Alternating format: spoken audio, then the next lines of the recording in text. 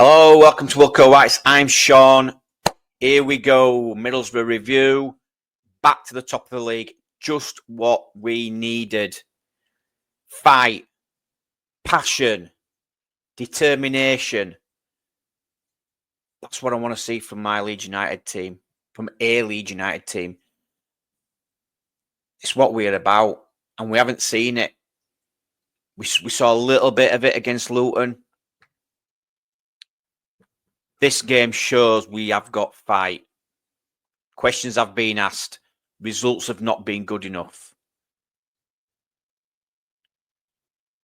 Is there enough to get us over the line? After that performance against Middlesbrough, it gives us all a bit of hope that we can push on, that we're determined. The players want it. I don't mind losing football matches. If we play like that and we lose, no questions can be asked. But that were a dogged win, and that's just what we needed, just to turn this season around for us. This blip that we've had for the past 6 games. Other results, fine. Let's look at the table. There we go. Beautiful to see. Yes, Burnley, Sheffield United dropping points once again. Sheffield United are there. I'm hoping now. Yes, they are going to get some wins before end of season. But it's back in our hands now. That goal difference, again, I've said, is probably going to be massive for us towards the end of the season. It's a slump. Sheffield United are in the slump now. I hope it continues. And I did say Burnley would overtake Sheffield United. I like what I see from Burnley. It's down to us now. Preston at the weekend, at home. We go win that. We go win that, and it just pushes us further to where we want to be, which is Premier League. I've also added Sunderland in there. They're still creeping up. Keep an eye on them. Burnley and Sheffield United will need to drop off massively, though, for Sunderland to get anywhere near that top 2. It's all about Leeds. The game, I mean, I'll add the lineup.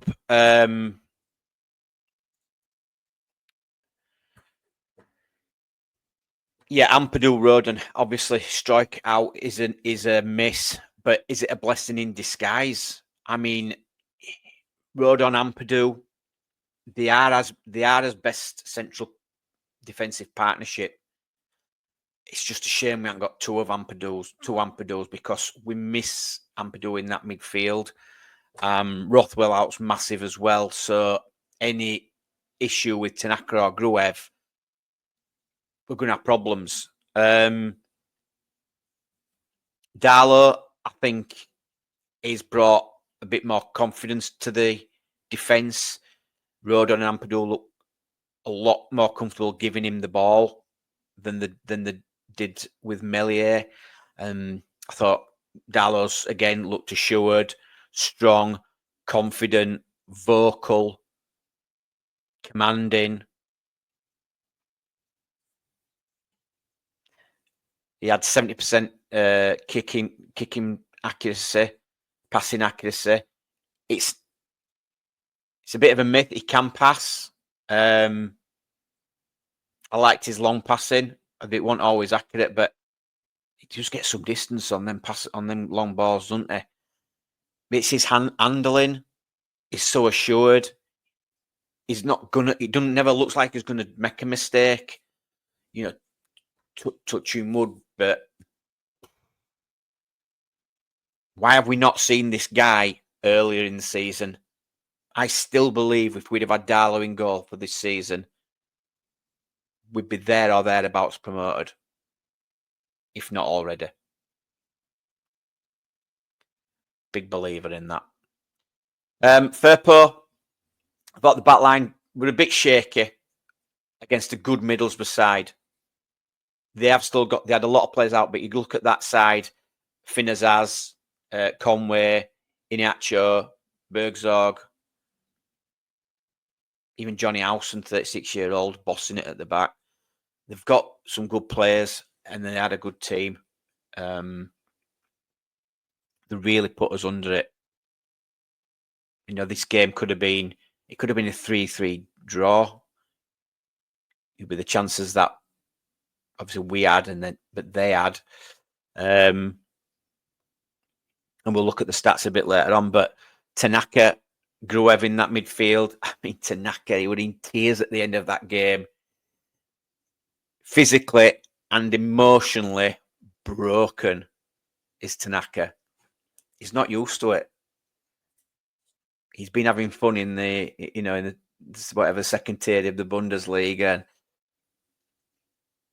now he's come to England, and it's hard, especially the Championship, one of the hardest leagues, and it showed, you know. But he got stuck in. 67% of his ground duels he won, Tanaka. 85% passing accuracy. He got stuck in. He actually did better than Gruev. You know, in the tackling department, but he looked a broken man at the end of that game. But I love that. Everything got left on the field, and that's what you always want. Leave everything on the pitch. You know, you come off that pitch, you know you've done your best. And that was always my philosophy whenever I played or whenever I coached. And I told the players that you give everything on that field. That's the Leeds United I like. Just going back to Ampadu, his passing was phenomenal. 92% passing accuracy for Ampadu, but some of his long balls, he made 11 out of 16 accurate long balls. I'll love to see that from Ampadu, and that is why I like him at the back, because he can see the whole pitch. As much as we miss him in midfield, that's a positive for Ampadu. He can just command it there, receive the ball, got a hell of a lot of touches on the ball. I think about 118 touches of the ball in that game, more than anybody else. Is the driving force, and is the one that sets off the play. Yeah, absolutely loved Ampadu, and just hope he stays fit and in this vein of form for the rest of the season. Solomon, I mean, it says he got a 70-star man on there. You could argue James, but I think Solomon looked tidy. Obviously, it didn't last 70 minutes. Came off on the 68th minute. Great ball across for Dan James's goal to tap home. I loved that build-up. And this is what I liked about Gruev playing in there. It sometimes dropped into a back three onto that left-hand side of Ampadu, which allowed Firpo to move into those central areas. And it were a lovely little tactical switch that. Sometimes, you know, a lot of time Firpo stays out wide, but he moves into them central areas to give that bit more support. So at times it looked like Gruev were playing left back and Firpo playing centre midfield. But the ball came from Firpo. He picked up the ball, and it was a lovely ball through for Solomon to run onto. Well, then obviously slips it across, inch perfect ball for Dan James just to tap home. I thought he looked a real threat all night. Well, the most of the time it was on. I'm a bit surprised he came off, to be honest. But Dan James, again, this guy, he's a workhorse, direct running. Again, his goal, getting in them areas. You know, Dan James gets in the box more than Pirro sometimes, and Brendan Anderson. He's hungry. You know, he has been looking tired past few weeks. I think this week's rest done him well. Sorry, not week's rest. Last week's rest. I think that might have benefited him. Unfortunately, he came off. It looks like could be missing the Preston game. Yeah, hamstring. But I mean, did you see the battle scars on his legs as well? I don't know if that's from previous games, but it's good to see these lads. They're putting the bodies on the line for the team, and I absolutely love it. Brendan Aronson, again, I thought he started off really well, really pressing high. You know, putting the Middlesbrough defenders under a lot of pressure. Even doing a couple, a little turn when he on the ball, looked confident.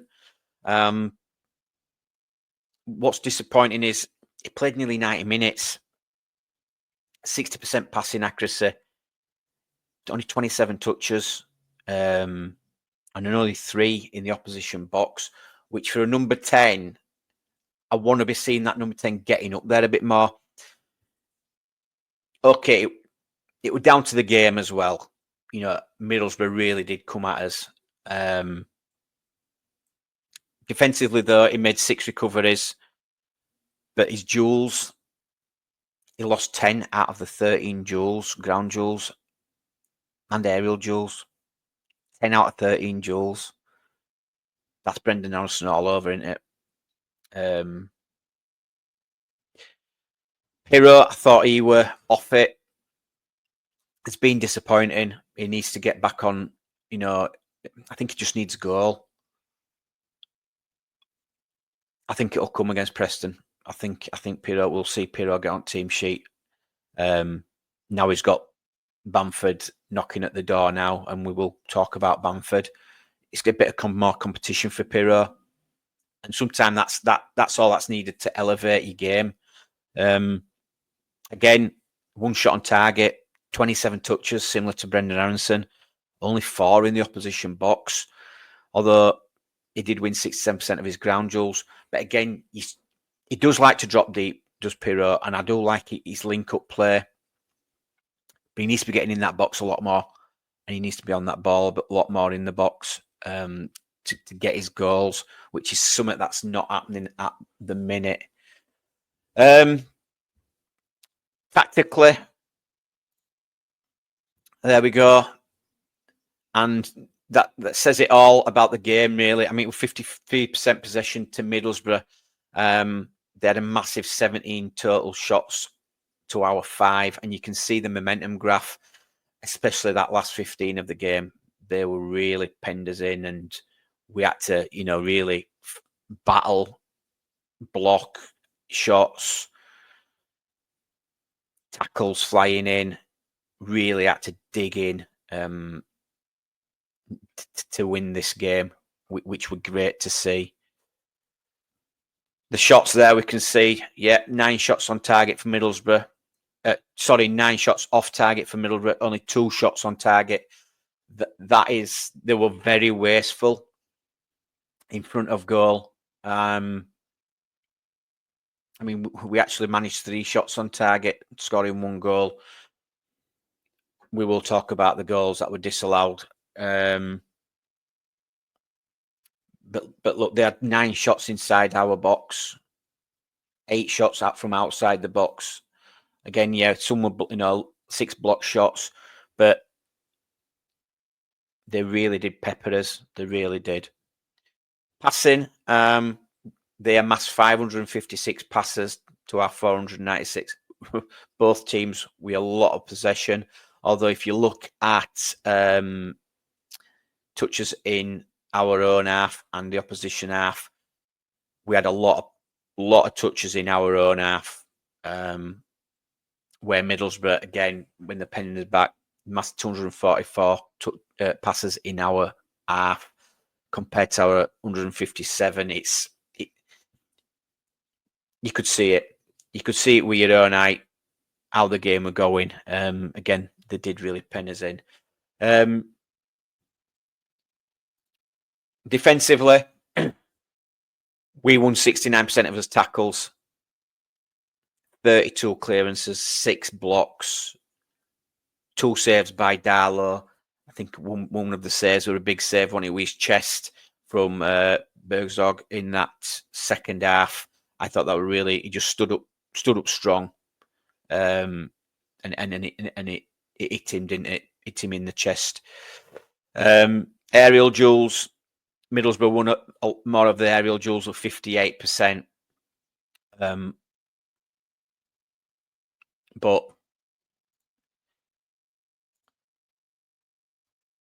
But we did win a lot of duels, and again that goes back to this battling that we talk about, and the tackling that we need to do to grind out these results. We will talk about Bamford. We will move on to Patrick Bamford, because there's this narrative going around that, well, is it a narrative? I don't know. Apparently now you can't say, for all those guys, people saying, I can't believe we're still relying on Patrick Bamford in 2025. That's getting now thrown in his face, because Patrick Bamford's come on and done well for 20 minutes. I'll say it. It's 2025 and I still can't believe we're relying on Patrick Bamford. I've said it. Listen, he did well. Played 17 minutes. 4 out of 8 passes, accurate passes. He had 14 touches of the ball. Made 2 passes into the final third. 1 offside, which was his goal. Again, we'll get onto that. And he won 2 out of 2 tackles. He also won 4 out of 5 ground duels and 2 out of 4 aerial duels. Some people were saying, give him man of the match. Come on, guys. What are we talking about? Listen, Patrick Bamford. I've said, if he comes on, remember he's been injured most of the season, but if he's over his injury problems, he can come on and he can play like that every game, I'll be happy till the end of the season. His goal was onside. He should have got his goal. Tanaka's were onside. Should have got his goal. The referees and linesmen have a lot to answer for, but I'm not going to go too deep into it. But that linesman should be lining in League 2 or something this weekend for that. But Patrick Bamford, we know what he can do, what he has done in the past. Let's get this notion out that the old Patrick Bamford's back. He's got a lot more to prove than just, a couple of great tackles against Middlesbrough, who he always plays good against. I wish he'd have got his goal, because it meant we'd have been more comfortable in winning that game.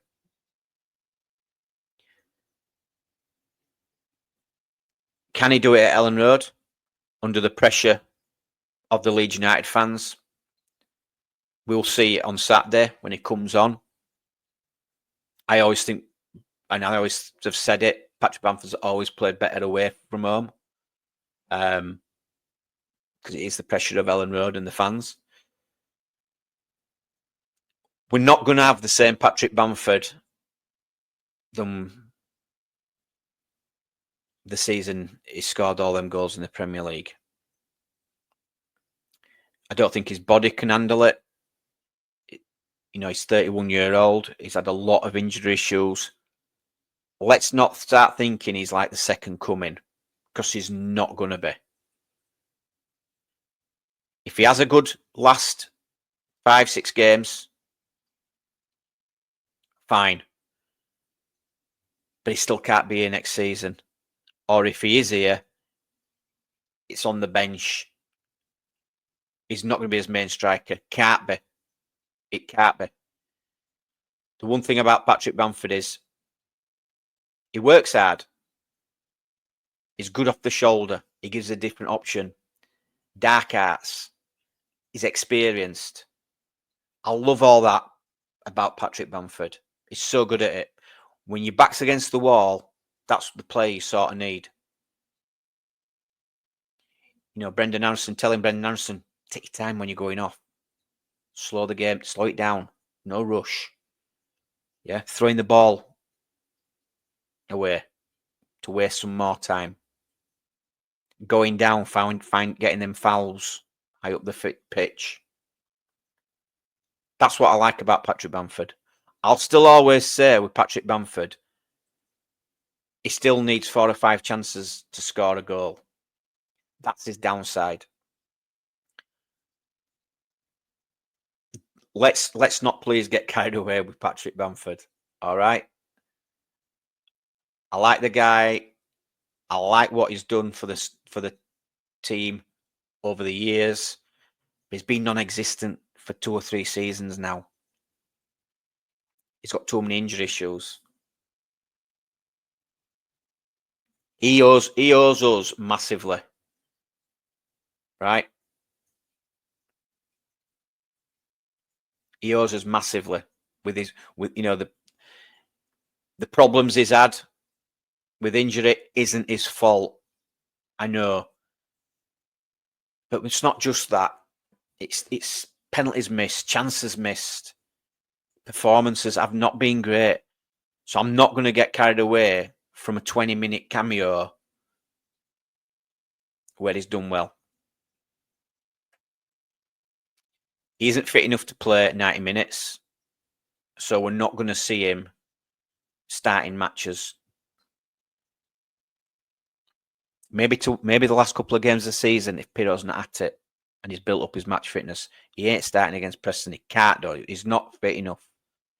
He's good to bring on last 20 like we saw. But please not get carried away. All right? I told you so's and all that.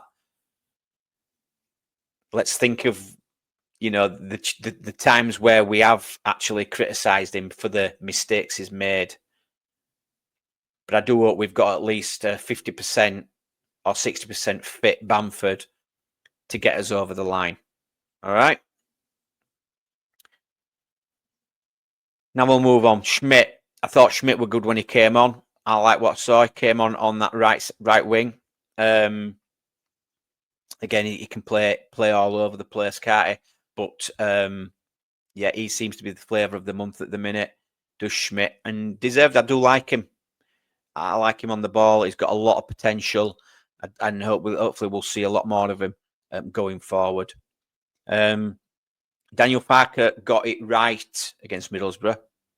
And I was looking at the game and thinking, why can't we be like this every game? He got his substitutions right. Bringing Firpo off and bringing Byram on. Although I did think Byram were a bit sloppy in his passing. But on that left-hand side, Middlesbrough were looking dangerous and it did need tightening up. There was... Nonto also coming on, and he slipped Bamford through, didn't he? So it was the right call. It was the right call to bring Firpo and Solomon off.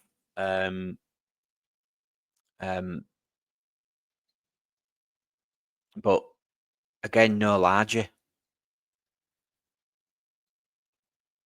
And I didn't like what I saw at the end of that game. And I've seen loads of people say, "Oh, look at him!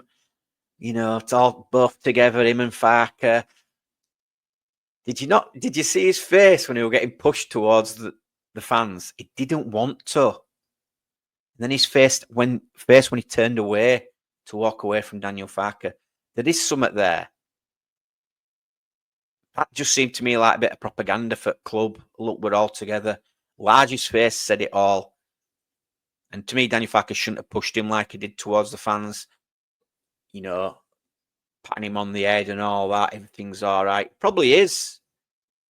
But you could tell Ramazani, he's still happy about not being involved.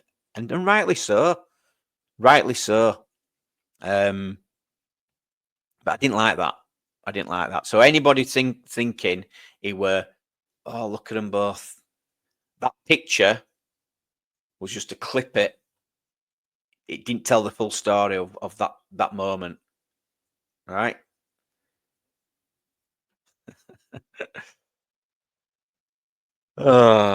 Yeah. Well, it would a great game to watch. And You know, even as fans were mentally drained after that game. But that's what we want. These are the games we want, and we've got to kick on against Preston now. We've got to keep going. It's exciting again. We're positive again, and I'm hoping, you know, Daniel Farke can get us over the line now. It's just with Daniel Farke again. 1 week we're questioning his decisions, his subs, and then the next week we're praising because they were the right subs. It's just a bit inconsistent with his decision making in games, and we've seen that a lot this season. That is my only worry with Daniel Farke, and I'll stick by. I don't think he'd be good enough for the Premier League, and I'll stick by that. From what I've seen this season, in some of his decisions. But again, everybody's got their own opinion, and yeah, okay, if he gets us promoted, he deserves a chance. But are you going to give him all, you know, a war chest to go spend for him to only be in the dugout for 8 to 10 games? Have we got 10 games to gamble on? I hope I'm wrong, and you know, Farke proves everybody, you know, a lot of people right, including myself. I don't know. With better players in the Premier League, better players,